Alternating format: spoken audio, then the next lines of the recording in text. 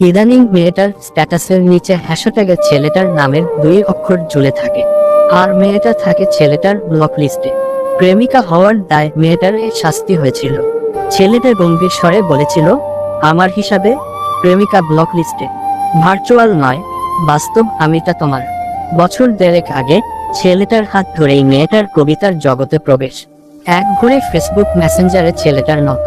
যদিও দুজনে আগেই ফেসবুক বন্ধু হয়েছিল। আপনার প্রিয় সময় কখন? মেয়েটা উত্তর দিয়েছিল, ভোর। আপনার? আমারও। প্রতি ভোরে আমার অ্যাক্টিভ ফ্রেন্ড হিসেবে আপনাকে দেখি, তাই আর কি জিজ্ঞাসা। মেয়েটা একটা স্মাইলি পাঠায়। ছেলেটা আবার জিজ্ঞাসা করে, কবিতা পড়েন? বই পড়া হয়, কিন্তু কবিতা ঠিক বুঝি না। আপনার টাইমলাইন ঘুরে এলাম, ভালো লিখেন তো আপনি। এবার ছেলেটা একটা স্মাইলি পাঠায়, পরপরই একটা কবিতা পাঠায়, ভালোবাসার বিস্ফোরণ নামে।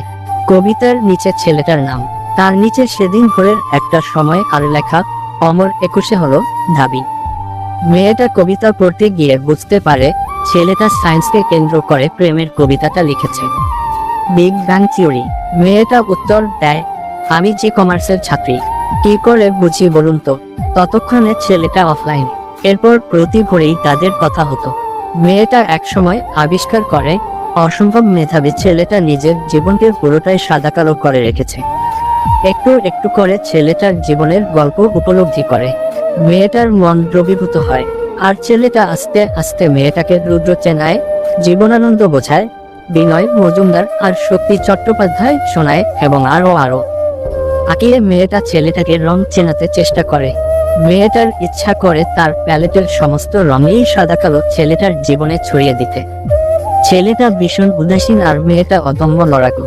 আক্ষরিক অর্থেই দুজন দুই মেরুর বাসিন্দা। একই শহরে ওদের চলাচল, কিন্তু কাকতালীয়ভাবেও ওদের কখনো দেখা হয় না। একদিন সবকিছু এক পাশে রেখে ছেলেটা মেয়েটাকে বলেছিল, আমার সঙ্গে থাকা চাই। মানে আমার একটা মেয়ে থাকবে, লাল ফ্রক পরা, চুলের দোবলেনি করা, আর হাতে চিপস। ব্র্যাকেটে লিখেছিল, আজ সন্ধ্যায় উত্তর চাই। এবং ছেলেটা অফলাইনে গিয়েছিল। সন্ধ্যায় ছেলেটাই নক করে বলেছিল, কিছু ভেবেছ? আমি আর কিছু ভাবছি না। মানে আমার একটা মেয়ে থাকবে, লাল ফ্রক পরা, চুলের দোবলেনি করা, আর হাতে চিপস। ছেলেটা একটা স্মাইলি দিয়ে হারিয়ে গিয়েছিল অফলাইন, আর সত্যি ভার্চুয়াল জগৎ থেকে মেয়েটাকে ব্লক করেছিল। এরপর ওদের জীবনের রুদ্র, জীবনানন্দ, বিনয়, শক্তির সঙ্গে কার্ট কোবেইন, জিম মরিসনও জড়িয়ে গেল। মেয়েটাকে অদ্ভুত নেশায় চেপে ধরল। ছেলেটার কবিতাগুলো গুছিয়ে রাখার নেশা, ছেলেটার প্রিয়গুলো প্রিয় করে তোলার নেশা। মেয়েটা ছেলেটার জন্য লেবু রঙের পাঞ্জাবিতে নকশা তোলে, প্রতিটি ফোড়ে ফোড়ে ভালোবাসা সাজায়। ছেলেটা মেয়েটার জন্য এক পাতা নীল টিপ কেনে, কিন্তু ওদের কখনো দেখা হয় না। হয় করেও হয় না। এক সময় ছেলেটা জীবনানন্দের আটকে যায়, বদলে যেতে থাকে। ছেলেটা কার্ট কোবেইনকে ভাবে, জিম মরিসনে ডুবে, কিন্তু মেয়েটার কথা ভাবে না। ছেলেটা রাস্তায় হাঁটে, গায়ে কালো টি শার্ট, তার বুকে লেখা নির্ভানা। মেয়েটার ইজেল বোর্ডে ঝোলানো পেপারে আঁকা ছেলেটার অসম্পূর্ণ ছবি। ওরা একই সঙ্গে গ্র্যাভিটির অতলে হারায়, কিন্তু কখনো এক হয় না।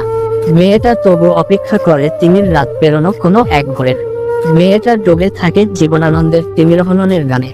কোনো হৃদে, কোথাও নদীর ঢেউয়ে, কোনো এক সমুদ্রের জলে, পরস্পরের সাথে দুঃখ দণ্ড জলের মতো মিশে। সেই এক ভোরবেলা শতাব্দীর সূর্যের নিকটে। আমাদের জীবনের আলোড়ন। সাভার, ঢাকা।